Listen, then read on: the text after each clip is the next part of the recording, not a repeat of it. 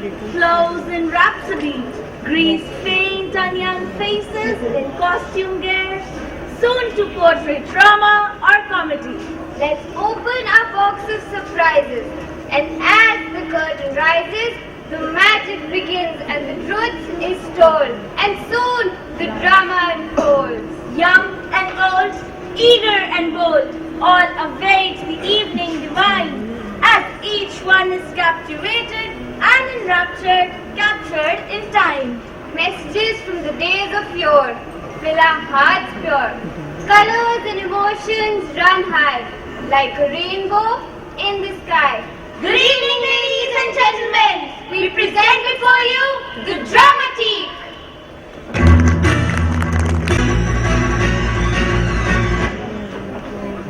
A very good evening, dear parents and grandparents.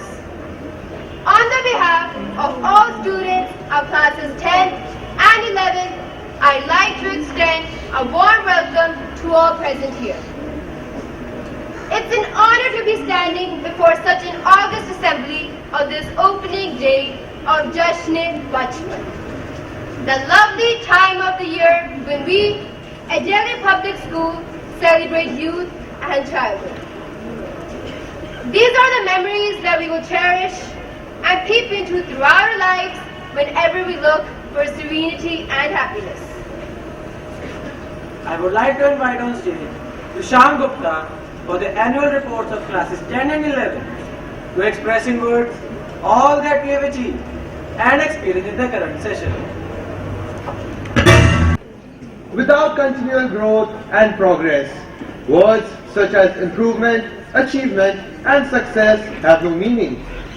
We at DPS believe that we must work unflinchingly to achieve all the goals we have set for ourselves. The obstacles may stare us in the face, but they are just fingerposts in the road to achievement. This year, we were able to reach some landmarks which indicate the heights we have been able to scale in reaching to our destination, the sky. To mention a few of them, our students participated in the National Children's Science Congress and our project, The Answer to Climate Change is Change, was declared a national winner. The poster, designed by a junior team on the theme Climate and Agriculture Intertwined Together, was adjudged the best poster presented by Punjab. Our school participated in state-level science seminar and bagged a consolation prize. In the CBSE science exhibition, our model of bike generator was selected to be the best in Punjab, and the students got an opportunity to present it at the national level. When a school in the town celebrated International Year of Soils and organized a week-long festival comprising a diversity of competitions, our students emerged prime winners. They won a host of competitions ranging from creative writing, slogan writing, jingle writing, puppetry and docudrama. We also won the Sahodya Inter-School Debate Competition and bagged the third prize. We have forged bonds with accomplishments by venturing into areas that were hitherto unfamiliar to us. For instance, 83 students of classes 8, 9 and 10 participated in NFLAT, National Financial Literacy Assessment Test. The students from classes 10, 11 and 12 participated in RBI quiz held at PAU and were second runners-up. Grey matter is not all that we exercise in the school. We flex our muscles too, enough to be able to display them outside the campus. The prizes that we won in sports competitions bear a testimony to that. Our hockey team won gold medals in under 14 and under 17 boys categories in Punjab Schools Games Zone Level Tournament. Our swimming team won 106 medals in Sahodya Swimming Championship. Janvi Sharma of class 6 won 3 gold medals at state level and 1 silver and 2 gold medals at national level. Zorawar Singh of class 10 won a silver medal in shooting at state level and qualified for National Shooting Championship. These are but a few of the many accolades we have bagged in sports this year. Not to be left behind their mentees, The teachers too made their mark in the field of science by fashioning lifelike models for National Teachers Science Congress 2015-16. Their models would represent Punjab at the national level. These are some of the highlights of the landmarks we have reached in our delectable journey of learning. There are many more goals to be realized, obstacles to be vanquished, and talents to be tapped. After all, it's only in the face of challenges that we get to discover the incredible reservoirs of patience, skills, and energy we possess. With each milestone that we shall reach, we'll rejoice in the marvel that is human ability. Thank you.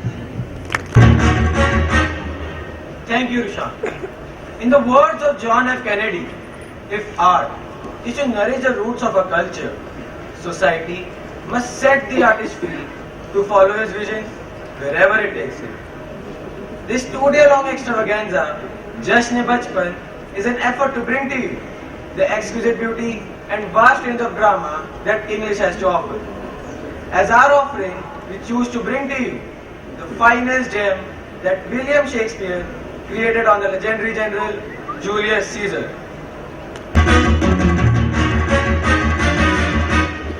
The play Julius Caesar is set in 44 BC.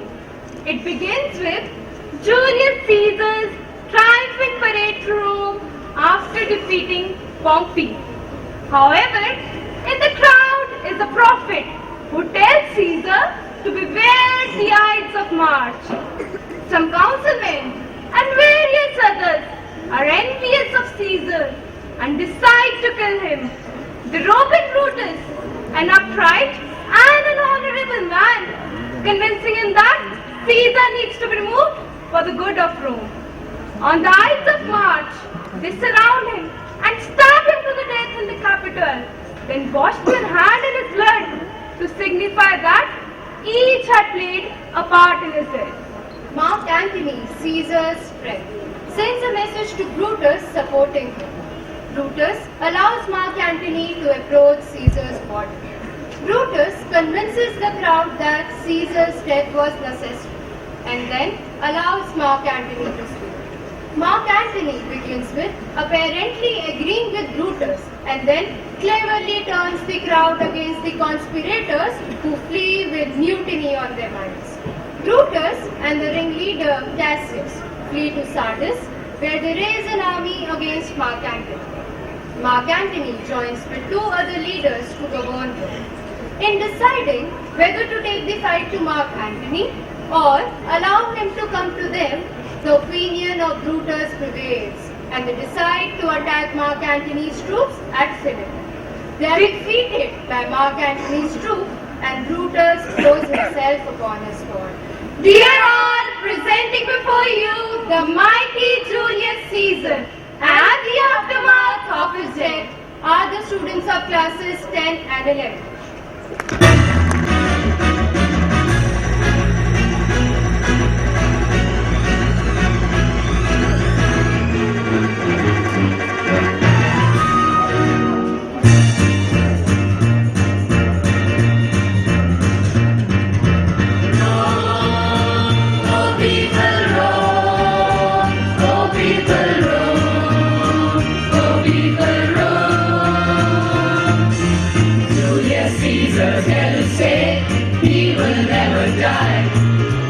It was meant to be that way, though I don't know why. I don't care what people say, Julius Caesar's here to stay. We don't care what people say, Julius Caesar's here to stay. Julius Caesar always be famous to the end. He'll go down in history, just you wait my friend. Julius Caesar always be, he'll go down in history. Julius Caesar always be, he'll go down in history. Julius Caesar, kill Pompey.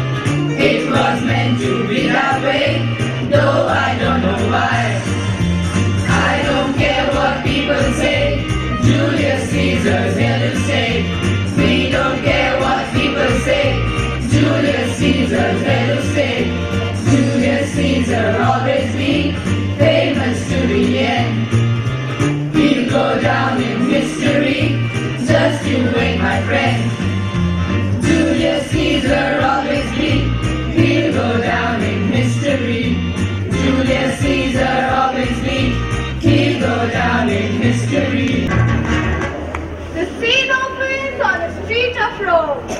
Everyone has gathered to see Caesar and celebrate his victory.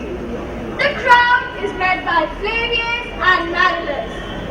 Both of them rebuke the crowd for supporting Caesar, as they are the supporters of Pompey and not Caesar.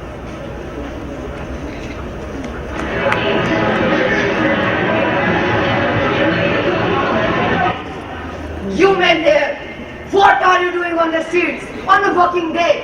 You, what is your trade? A carpenter, sir. Wage your apron and rule. You, what is your trade? I am, you might say, a cobbler, sir. But what is your trade? Answer me directly. You might call me a mender of souls, sir. What trade? You rogue? Please, sir, don't be angry. But if you are in trouble, I can mend you. What do you mean? Mend me? You rascal! Why, sir? Cobble you. So, you are a cobbler, aren't you? Indeed, sir. I am like a surgeon of old shoes. Many great men have used my services. But why aren't you in your shop? Why do you leave these men around the streets? It could be to wear out the shoes so I can get more work. But, sir, today we are here to see Caesar and celebrate his victory.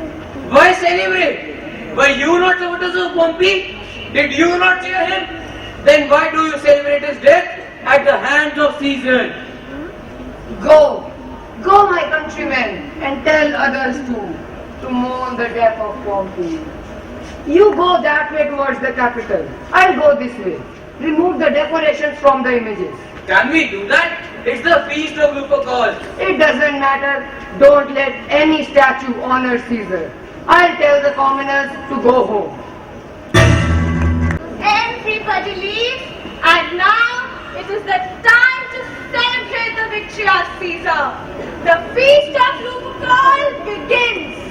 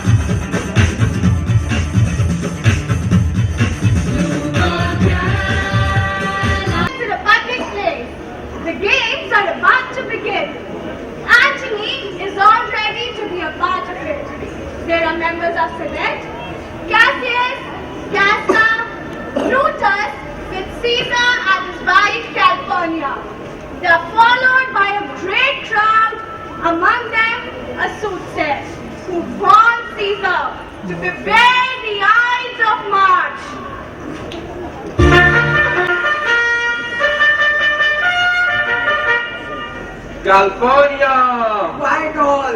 Caesar speaks! California! Here, my lord. Stand directly in Antony's way when he runs. Anthony, Yes, Caesar, my lord. don't forget to touch California when you run. The elders say that if the barren are touched in this holy race, they become fertile. I shall remember. When Caesar says do this, it is done. Go on and leave no ceremony out. Caesar! Ah, who calls? Quiet all! Caesar speaks! Who is calling? I am listening. Vive Ides of March! Who is that? A fortune teller. He tells you to beware the Ides of March. Let me see his face. Come through the crowd. Caesar wants to see you. What did you say? Say it again. Vive the Ides of March! He's a dreamer. Forget about him. Go.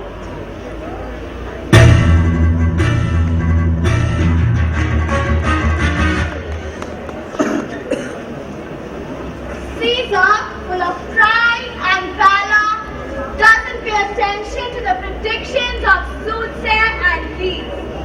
Along with him, others also lead, except for Cassius and Brutus, who remain there, discussing their worries about the future of Rome. Are you not going to watch the race? Not I. Please go to watch. I am not as much of a sports lover like Antony is. But don't let me stop you. Brutus, you are not yourself these days.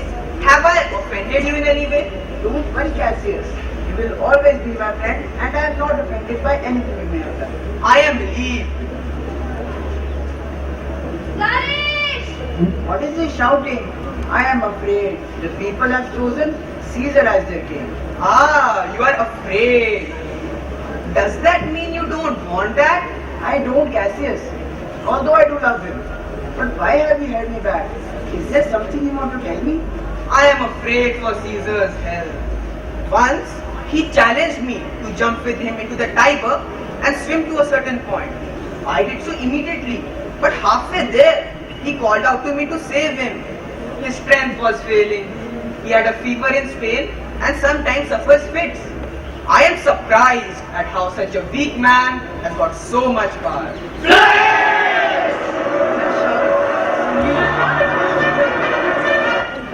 He is like a giant and we are just little men. Brutus and Caesar. Your name is as good as his, yet his fame is greater. What I think of this and other matters, I will let you know in due course, and I will always hear you patiently. But know this, Brutus would rather be a villager than a noble man in the hard times that are to come. I am glad that my words have struck a spark. In the meantime, the games get over. Caesar and Antony are seen returning. Cassius and Brutus are keen as to what happened in the field between Antony, Caesar, and the Romans.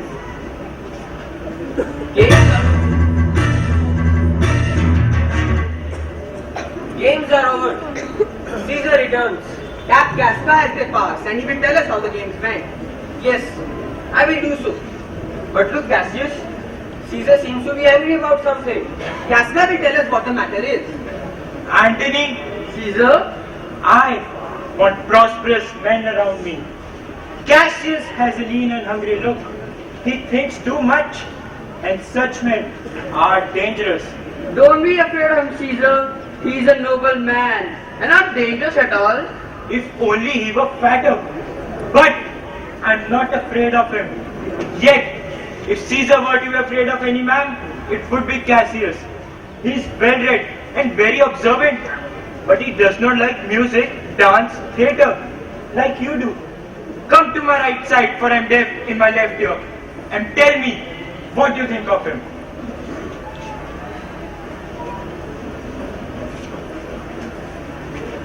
Did you want to talk to me? Yes, Casca.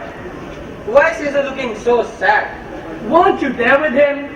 Why would I ask Casca then? He was offered a crown and he refused it, and that made the people shout.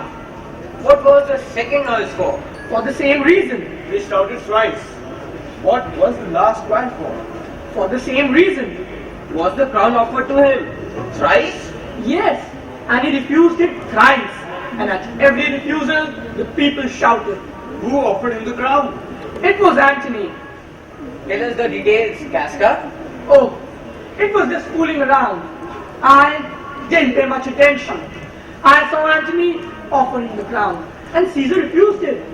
But it looked like he really wanted to put it on. Then Antony offered it again, and Caesar refused it again. But it looked like he really wanted it. When Antony offered the crown for the third time, and Caesar refused it for the third time, they made such a noise that Caesar fainted. Was Caesar injured? He fell in the marketplace and foamed at the mouth and was speechless. Yes, he has epilepsy, the falling sickness. No, Caesar doesn't. But you and I do have the falling sickness. And honest Casca will have the falling sickness. I don't know what you mean by that, but I'm sure that Caesar fell down. He was really playing up to the gallery like an actor in the theater. What did he say when he regained consciousness? Gosh, before he fell, and he saw how happy the people were that he had refused the crown, he opened his tunic and offered them his throat to cut. Then he fell. When he came to, he apologized if he had done something wrong and asked them to blame it on his infirmity, the hand. And after that, he came away sadly. Yes, Did Cicero say anything? yes, he spoke Greek. What was meaning? I can't tell you that, but those who understood smiled and shook their heads. As for me, it was Greek to me. I have more news. Marinus and Flavius were caught taking off the decoration of Caesar's statues and have been executed. Farewell. Did you have dinner with me tonight, Casca? No, I have bad engagement. Oh, will you dine with me tomorrow? Yes, if I'm alive, if you are sane, and if your food is good. Good, I'll expect you. Do so. Farewell. What a blunt fellow he is. Oh, he is quick to execute any bold enterprise, but disguises his wit with bluntness. True. Time for me to go. But I would like to talk to you. Maybe I could come over or you could come over to my house. I will do so. Till then, think of gold. Farewell. Well, Brutus, you are a noble man. But you see, we are worried men. So it is good to stick with other noblemen. But everyone can be flattered. He will not listen to me now. But tonight, I'll have some of the people throw notes praising him into his window. And after today, Caesar had better seat himself securely, for we are surely going to unseat him.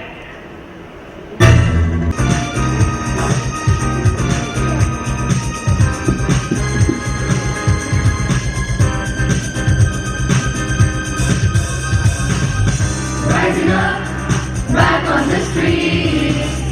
Did my time, took my chances. Went the distance, now I'm back on my feet. Just a man and his will to survive. What is this? Out in the streets. Lions thunder, walking corpses. Fire's heaven, but it freezes my feet. How can I ever survive? It's the end of the world and it's the end of the fight. I would fight if I just knew my rivals. And the last of survivors stops his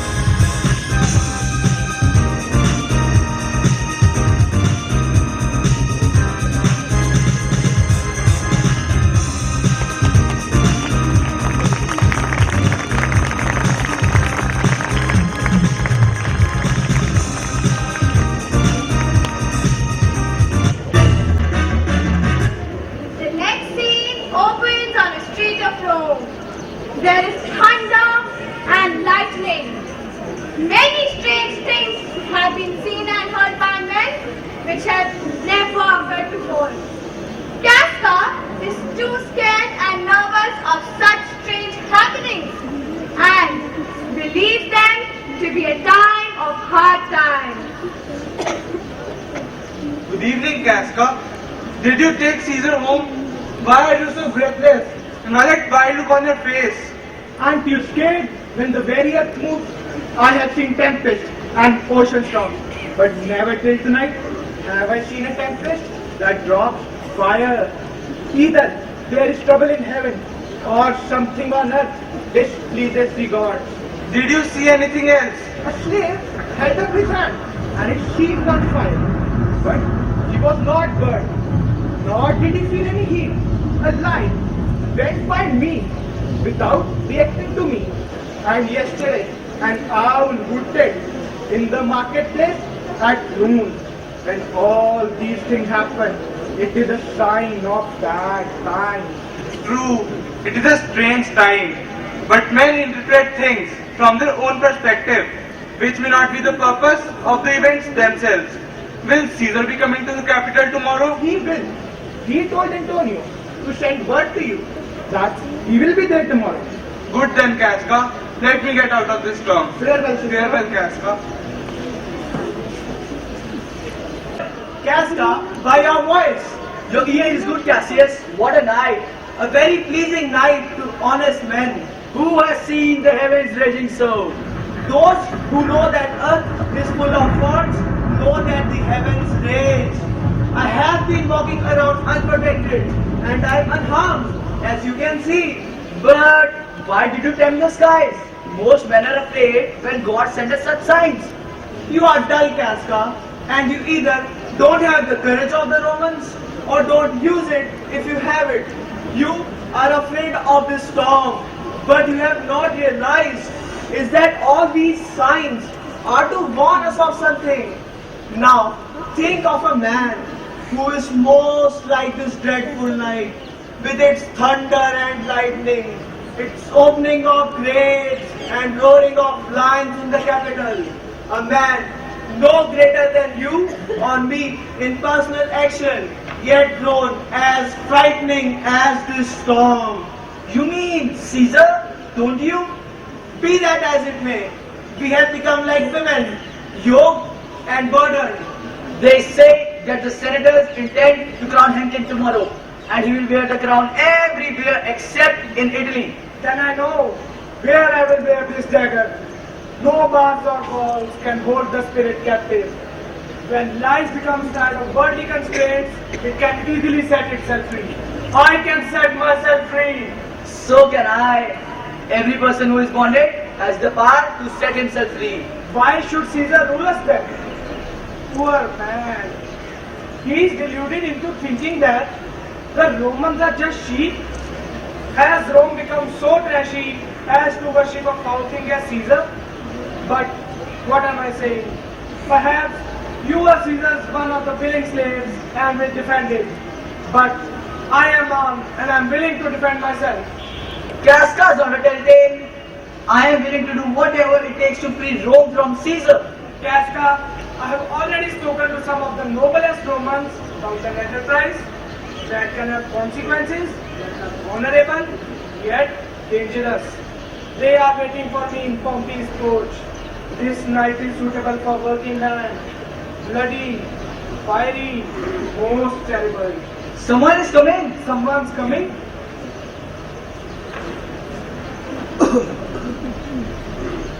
It is Cinna. He is a friend. Cinna, where are you going in such a hurry? To find you. Who's that? Mettler Simba? No, it is Casca, one who is with us in the enterprise. I'm glad. What a fearful night is this. 2 or 3 of us have seen strange sights. Oh Cassius, if we could only win the noble Brutus to our party. Rest assured it will be done, Cinna. Take this paper and keep it in the praetor's chair where Brutus will find it. Throw this message into his window and stick this one on his statue with wax. Are Decius Brutus and Trebonius there? All but Mettler Simba, and he's going to look for you at your house. Okay, I will hurry to drop these papers where you have told me. After that, come back to Pompey's porch. Come, Casca, we will go and speak to Brutus before daybreak. He is already 3/4 on our side, and he would be wholly on our side when we talk to him. Oh, he is well regarded by all. Come, it is already past midnight. We will wake him and speak with him.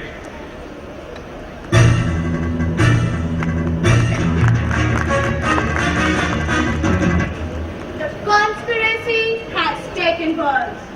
As told by Cassius, Synod drops those papers in Brutus's house through the window. They are found by servant Lucius. The scene opens in Brutus's orchard where he is seen talking to Lucius.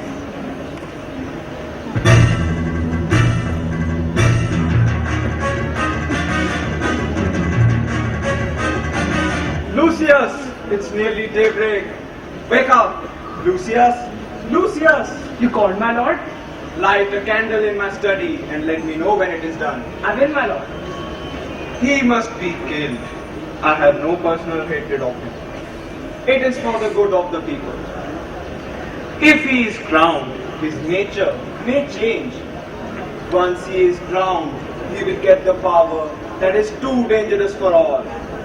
A man setting out in ambition is humble, but when he attains greatness, he becomes scorning and condescending. He is like a serpent's egg and must be killed in the shell.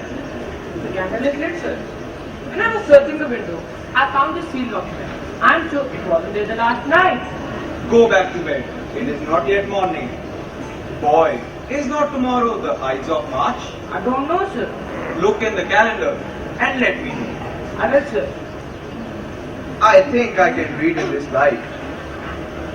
Brutus, you are asleep. Awake and look at yourself. Shall Rome and the others speak, strike, regress? Such messages have often been dropped into my window. Shall Rome stand under one man's awe? When the Tarquin called himself the king, my ancestors drove him out of Rome. Speak, strike, regress? Am I being asked to speak or strike? Oh, Rome, I promise. If the redressal is sure, I will speak and I will strike. Sir, it is the 15th of March. Good. Go to the gate. Somebody is knocking. Since Cassius first mentioned the danger of Caesar, I have not been able to sleep. The time between the initiation of an action and taking of that action is like a hideous dream. Sir, it is your brother Cassius at the door who wishes to see you. Is he alone? No, sir, there are more with him. Do you know them? No, sir, their hats are pulled down over their ears and their faces are hidden by the cloak, so I could not recognize them. Okay, let me see.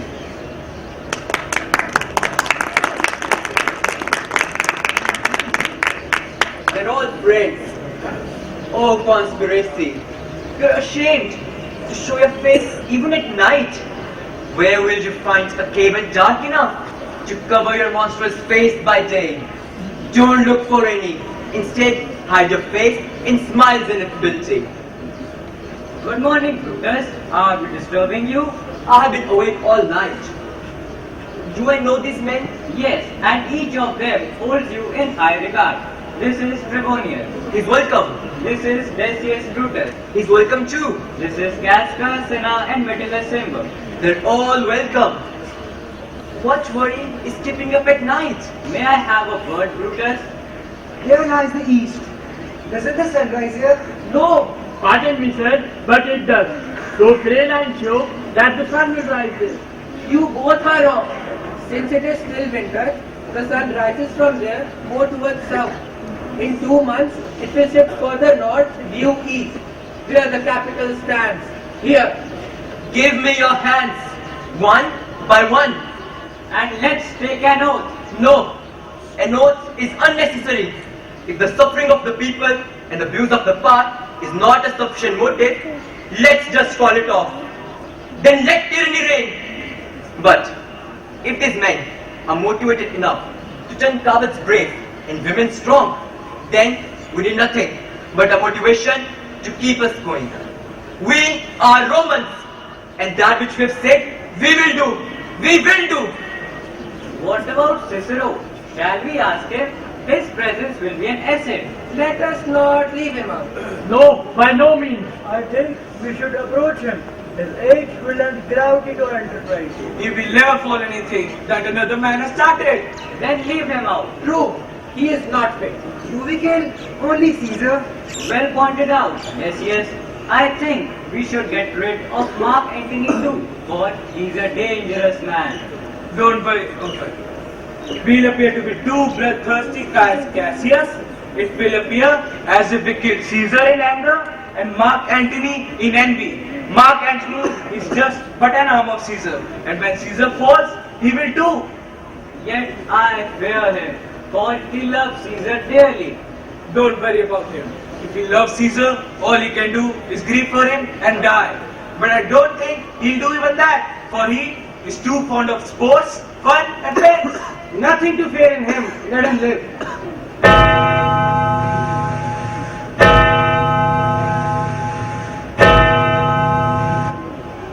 Quiet! How many times did the clock strike? 3 times. It is time to go. But I don't know if Caesar will come today. He has become very superstitious, and the terrible storm of the night and the strange happenings may keep him away from the capital today. Nothing to worry there. He is prone to flattery, and I shall flatter him into coming. Let's all go and fetch him. 8 o'clock at the latest? At the very latest, yes. Caius Megarius despises Caesar for scolding him when he expressed admiration for Pompey. How come none of you thought of him? Metellus, go and speak to him. He holds me in high regard. Just send him here and I will do the needful. It's nearly morning. We leave Brutus and friends. You go to your homes. But always remember our task today. Good gentlemen, look like you're rested and happy. Don't let our faces betray our plans.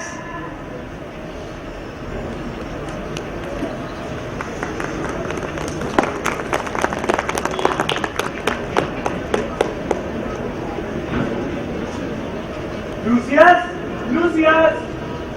Where are you, Lucius? Where are you, Lucius? Oh, you are fast asleep. Brutus, my lord. Portia, why did you come out? You are not. Exposing yourself to the cold is not good for you.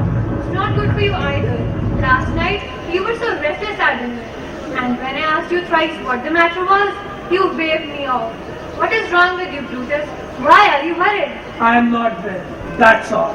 If you were sick, you would not make yourself sicker by coming out into the cold air. I am your wife, Brutus, and I beg of you to tell me what troubles you. I agree that I am but a woman, but I am a woman who is the wife of Brutus and the daughter of Cato, which makes me a stronger woman than others. I have wounded my thigh as proof of my strength. If I can bear that, can I not bear my husband's pain? Oh, gods above, make me worthy of this noble wife. Listen, someone is knocking the door. Portia, you go inside, and I'll soon tell you what troubles me. Lucius! Lucius! Who is knocking, Lucius? It is a sick man who wants to speak to you. Caius Legarius, whom Metellus mentioned. Stand aside, boy. How are you, Caius? Wishing me a good morning with a feeble tongue. Oh, what a time you have chosen to be ill, brave Caius. I am not sick. You have an honorable task for me. I do have such a task for you, Legarius. But if only you had a helpful ear to hear it. By the gods, I discard my sickness, my spirit returns. What has to be done? A task that will make sick men whole. But aren't we to make some old man sick? We must do that too. Come, I will tell you. On the other side, Caesar is unable to sleep and is seen walking about in his house. The disturbance in the sky indicates that there is going to be some mishappening. Calpurnia, his wife, sees a horrible dream and cries in the mid of the night.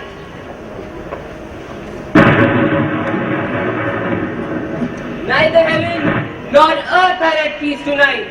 Calpurnia has cried out thrice in her sleep, screaming, "Help! They murder Caesar!" Lord, who's there?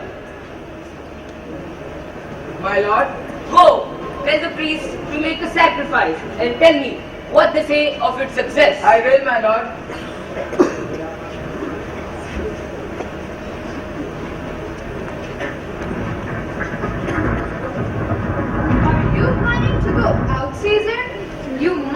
not go out. Caesar shall go forth. The things that threaten me will vanish when they see my face. Caesar, I have never believed in omens, but now they frighten me. The night watchmen have seen odd things too. The graves cracked themselves open and threw the dead bodies out. The air was filled with the noise of battle. These things are strange, and I fear them. If the gods have decreed something, how can it be avoided? Besides, these signs are for all, not just for me. There are no heavenly signs when beggars die. These signs are only when princes die. Cowards die many times before their death, but the brave taste death only once. It's strange that men fear something that is certain and will come in its own time. Where's the servant? Where has he gone? Where is the servant? Where has he gone? Ah, there you are. What do the priests say? Lord, they have advised you to stay in. When they cut open the sacrificial beast, they could not find its heart. Caesar would be a beast without a heart if he stayed at home today. Danger knows that Caesar is more dangerous than he. Danger and I are two lions, but Caesar is more older and more terrible. Caesar shall go first. Please don't go out today. Say, it is my fear that keeps you in. Let Mark Antony go and tell the senators that you are not well. Okay, Mark Antony will tell that I am unwell. For your sake, I'll stay home. Ah, here is Decius Brutus. He'll tell them, Hail Caesar, I come to take the Senate house. and what a great time you have chosen to come. Bear my greetings to the senators and tell them that I will not come today. Cannot come is false, but dare not come is falser. I will not come today. Tell them that, Decius. Say he is sick. Shall Caesar tell a lie? I have not been afraid in battle. Why should I be afraid to tell the truth to some old men? Most mighty Caesar, let me know some cause. Otherwise, they will laugh at me. The cause is in my will. My will is not to come. That should satisfy the Senate. But because I have great regard for you, I will tell you. Calpurnia here, my wife, has asked me to say. She had a dream last night. She dreamt that a statue of me began to spray blood from spouts, and smiling Romans bathed in that blood. She thinks of this as an omen and has begged me on her knees not to go. The dream is incorrectly interpreted. It is a very good omen.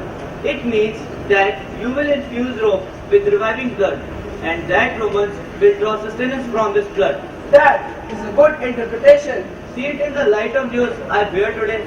I have heard that they intend to give you a crown today. If you say that you will not come, they may change their mind, and they may make a joke saying, perhaps we should adjourn the Senate until Caesar wife has a better dream. How foolish your fears seem now, Calpurnia. I am ashamed I gave in to them.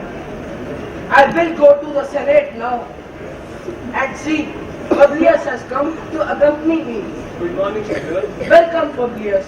But, Brutus, you are up early too. Good morning, Castor. Caius Tiberius. I was never as much an enemy as the illness that has made you so ill. What is the time? Caesar, it is 8. Thank you for your pains and courtesy. See, even Antony, who parties all night, is awake. Good morning, Antony. Good morning, most noble Caesar. Get things ready. I am to blame for the delay in proceedings. Now, Cinna, Metellus, and Trebonius, I have an hour's matter to discuss with you. Stay near me so that I remember you. Caesar, I will. I will be so near that your best friend wish I had been further. Good friends, come in and have some wine with me. And we similar friends will go together. Similarities end somewhere, Caesar. Sad to say.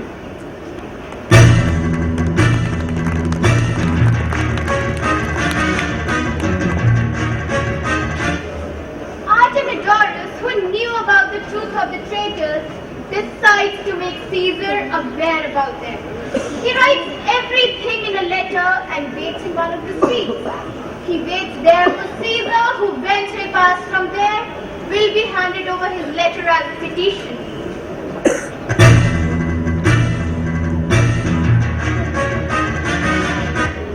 Caesar, beware of Brutus. Pay attention to Cassius. Do not go near Castor. Keep an eye, Krishna. Do not trust Devonians. Be careful of Medlasimba. Decius Brutus have no regard for you. You have wrong Caius Gregarius. These men are of one mind. They have turned against Caesar. If you are not immortal, be aware. Security gives way to conspiracy. May the mighty gods protect you. Love, Artemidorus. I will stand here till Caesar passes along and give this like a petitioner. If you read this, oh Caesar, you may live. If not, the fortune is in the side of traitors. In the other part of the same street, Lucius and Portia are seen talking before the house of Brutus. Portia, who comes to know about the conspiracy, is worried about the well-being of both her husband Brutus and Caesar.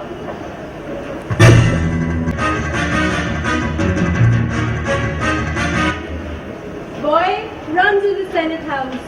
Go on, why are you standing there? To know what should I do there, madam? You can go there and be back before I can tell you what to do there. Lord, help me hold my tongue. Are you still here? But what should I do there?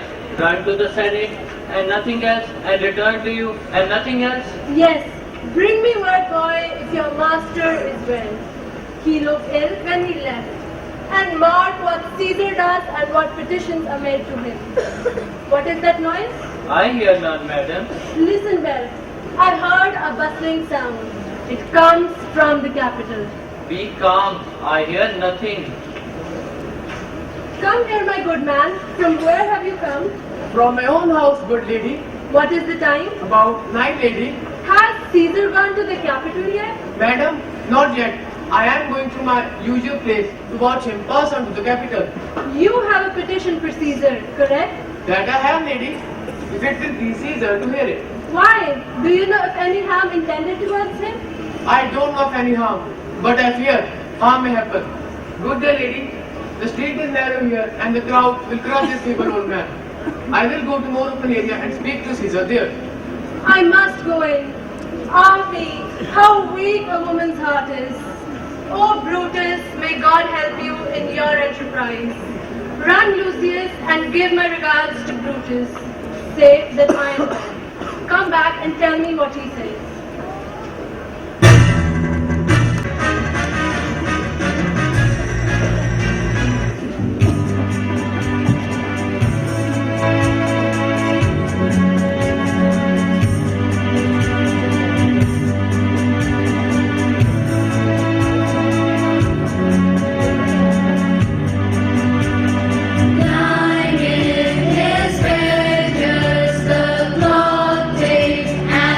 Of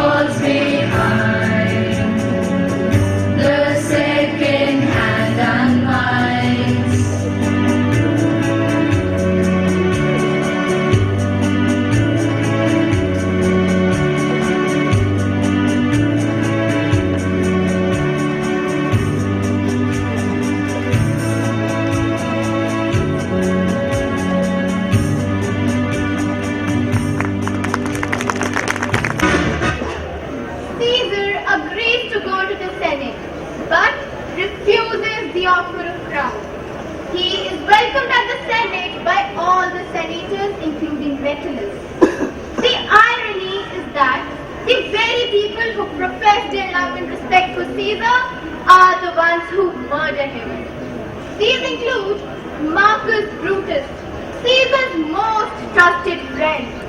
Caesar's fall is projected as an end to tyranny and the beginning of freedom and liberty for the Romans.